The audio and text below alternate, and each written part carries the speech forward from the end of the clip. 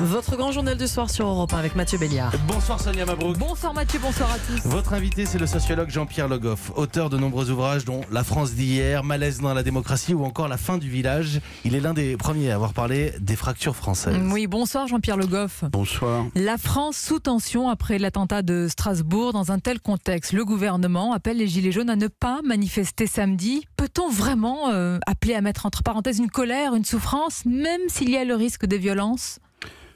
Je pense qu'il ne s'agit pas de la mettre entre parenthèses. Pour moi, c'est une simple question d'ordre public.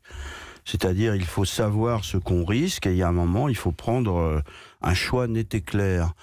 Parce que je pense qu'avant tout, cette situation de chaos, avec quand même le risque d'attentat. Bon, il y a quand même un risque d'attentat et on sait très bien que sur les sites islamistes, il y a une volonté d'en profiter. Donc, dans ces conditions extrêmes, nouvelles, moi je pense que, notamment sur Paris, parce que ça se joue aussi sur la capitale, je pense que du point de vue de la responsabilité, oui, j'approuverais, enfin, en tant que citoyen, j'approuverais ça. Ça ne veut pas dire que sur les ronds-points, sur la discussion, mais le problème du mouvement des Gilets jaunes, c'est, à mon avis, il commence à se poser, c'est le rapport à la majorité de la population. C'est-à-dire le fait d'aller discuter avec les gens qui ne sont pas simplement sur les ronds-points et qui ne sont pas simplement tout à fait immédiatement d'accord avec eux.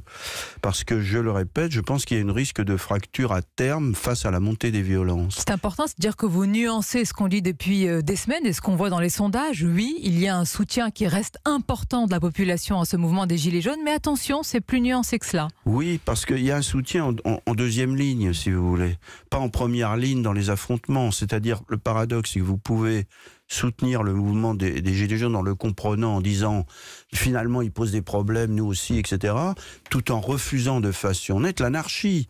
Parce qu'aucune société ne peut vivre longtemps dans cette situation de chaos. Donc vous pouvez avoir tout à fait les deux choses en même temps. Et je ne déduirai pas de l'idée qu'on soutient les Gilets jaunes, qu'on soutient la violence et le chaos.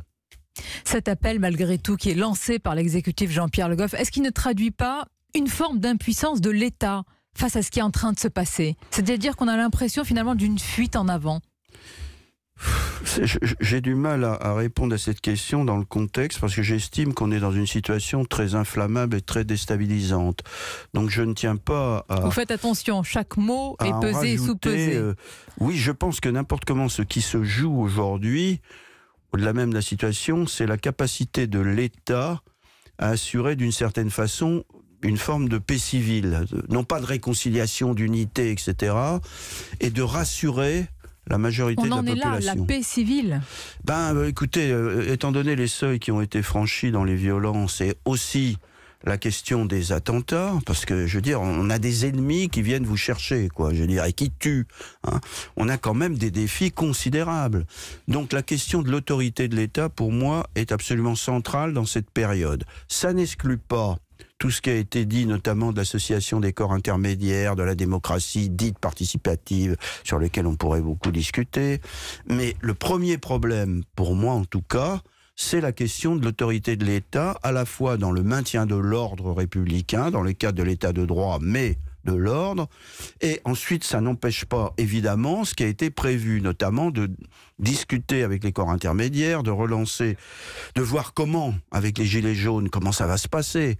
Mais distinguons un peu les choses. Je pense que la priorité dans la période, c'est ça. C'est très difficile de discuter. Moi, ce que j'observe, les gens sont à cran, ça part immédiatement dans l'irrationnel. C'est très difficile dans la période de discuter. Et ce n'est pas simplement les élites en général et le peuple qui serait paré de toutes les vertus, tandis que les élites seraient parées de tous les vices. Ce n'est pas du tout ça. C'est la confusion, grande confusion intellectuelle et, j'allais dire, victimisation, sentiment, expression des sentiments. Sans chercher des coupables, la faute à qui quand même? Parce que vous parlez de ces élites, souvent d'ailleurs élites autoproclamées.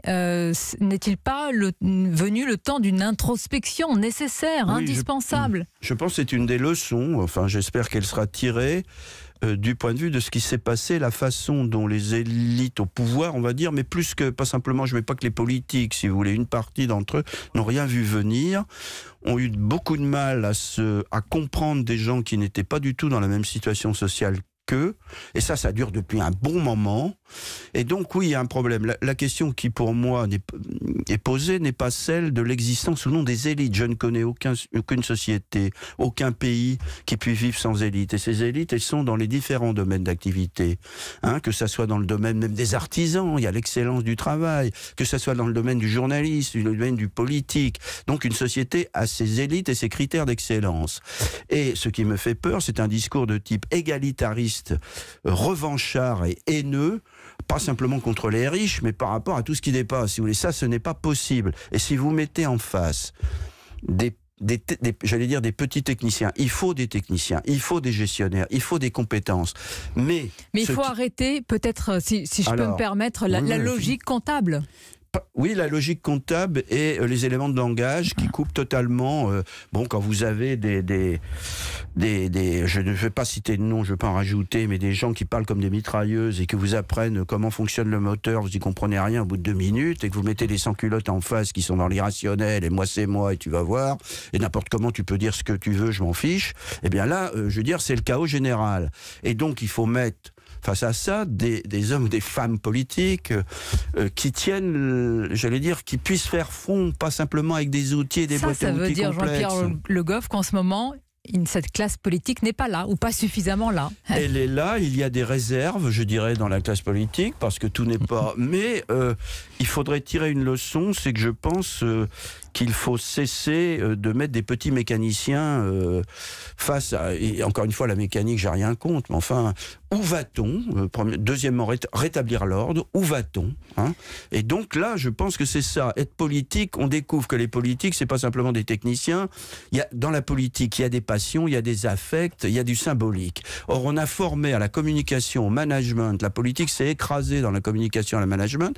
Il faudrait voir d'où ça vient structurellement. Ça ne date pas d'aujourd'hui. Évidemment. De nombreuses années déjà. Je voudrais juste insister sur un point, Jean-Pierre Le Goff. Vous avez été l'un des premiers à évoquer, à décrire, à expliquer les fractures françaises. Elles sont multiples. On est loin des 2 France. Il y a vraiment plusieurs fractures. Mais je voudrais revenir sur l'auditrice qui était juste avant cette interview et qui a dit en conclusion, on a de la chance de vivre en France. Là, depuis tout à l'heure, on a parlé des fractures, des problèmes, de la violence. Est-ce qu'il faut se souvenir de cela aussi, malgré la souffrance, la colère ? Oui, absolument. Mais ça, c'est la question d'un sentiment d'unité nationale, si vous voulez, qui s'est perdu et qui s'est fracturé. Je pense que ça renvoie à plusieurs choses, là aussi. Dans un moment comme ça, je pense que c'est très important. Mais ce récit national, depuis un bon moment, est en morceaux. Et la nation, dans l'ancien monde, était un élément de sécurité. C'est-à-dire, on appartenait quand même à un même peuple. Cette nation, elle doit être ouverte, elle doit s'articuler, pour moi, à l'Union européenne. Mais je pense que pour l'instant, elle est en morceaux, on n'arrive pas à l'articuler. Et un des rôles du politique, d'ailleurs, ça a été souligné, ce n'est pas l'ensemble, il y a la dimension du progrès économique et social. Quelle est la figure du nouveau ? Quelle figure va prendre le progrès social dans la nouvelle configuration qui n'est plus celle des 30 Glorieux ? Ça, c'est un premier point. Le deuxième point, c'est la question de récit national articulé à l'Union européenne. Et le troisième point, c'est la question de l'autorité de l'État et la façon dont l'État dirige le pays. Avec autant de grands défis à venir. C'est l'urgence, des grands défis, mais pas pour demain. L'urgence, merci de les avoir rappelés et évoqués, Jean-Pierre Le Goff, à ce micro ce soir. Merci beaucoup, Sonia, 19h21.